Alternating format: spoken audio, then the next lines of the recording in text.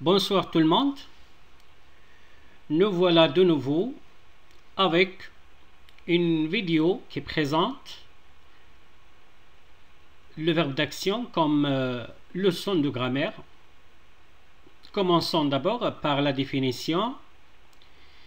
Un verbe d'action est un verbe qui dénote ou indique une action qui est effectuée ou faite par le nom, le pronom ou le syntagme nominal. Le nom, le pronom et le syntagme nominal sont des mots qui sont placés au début de la phrase avant le verbe conjugué. Ces mots-là ont la fonction sujet de la phrase. Les verbes d'action sont multiples. Nous présentons des exemples dans le tableau suivant. Nous avons des verbes liés au mouvement comme aller, venir, marcher, sauter, courir. Et nous avons aussi les verbes liés à l'activité quotidienne. Ça veut dire ce que nous faisons au jour le jour. Et nous avons les exemples manger, boire, dormir, travailler, fumer, lire, etc. Comme nous avons encore les verbes avec un complément, comme les exemples suivants: regarder, écrire, faire, donner, préparer, etc. Et finalement, nous avons les verbes avec ou sans complément. Parce qu'il y a en français, il y a des verbes qui sont transitifs et intransitifs à la fois. Ça dépend de leur construction de sens. Par exemple, discuter, passer, lire, etc. On voit d'autres exemples comme faire, bouger, marcher, jardiner, nager, manger, écouter, regarder, apprendre, discuter, donner, partager, acheter, chercher, trouver, etc. Tous ces verbes-là sont des verbes d'action.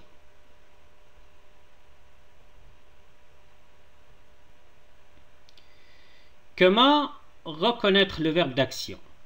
En quelque sorte, quelles sont les règles du verbe d'action?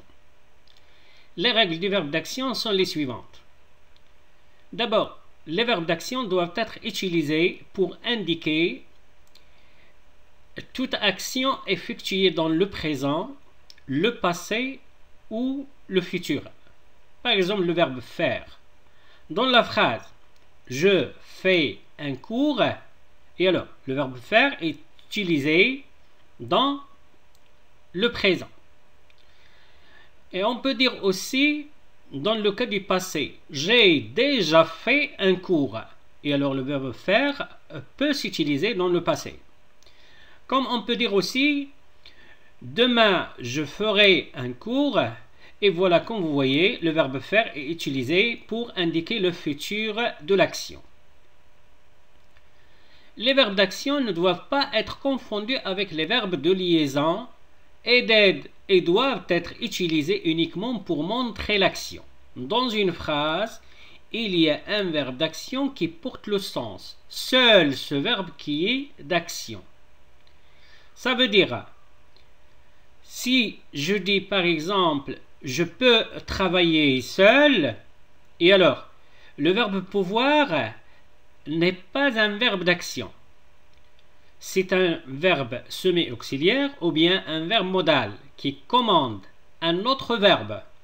Mais où est le verbe d'action? C'est le verbe travailler qui est à l'infinitif et le verbe travailler porte le sens de la phrase et non pas le verbe pouvoir.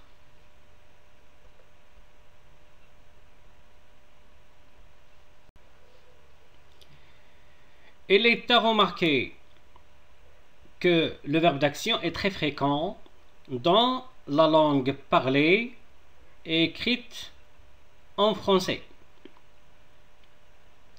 Mais quand peut-on utiliser le verbe d'action? Les verbes d'action doivent être utilisés aux endroits où une action mentale ou physique est déjà terminée, se produit en ce moment ou se produira à tout moment après, maintenant.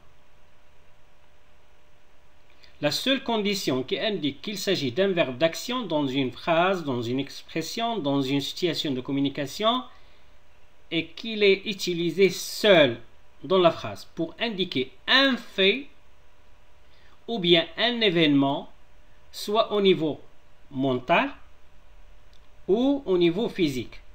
Par exemple, je pense, j'écris, je lis,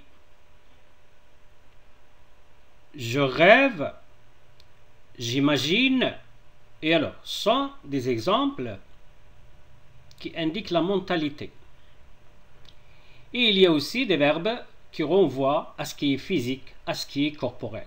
Par exemple, je manipule, je touche, je caresse, je frappe, etc. Vous avez un exercice, essayez de le faire. Que demande la consigne de l'exercice? Déterminez les verbes d'action dans ce paragraphe. Quand il a atteint le coin, il a vu le premier signe que quelque chose d'étrange se passait. Un chat regardait une carte de la ville. Pendant une seconde, Monsieur Dursley n'a pas réalisé ce qu'il avait vu, mais a tourné la tête pour regarder à nouveau. La leçon est terminée. À très bientôt pour une autre. Bon courage.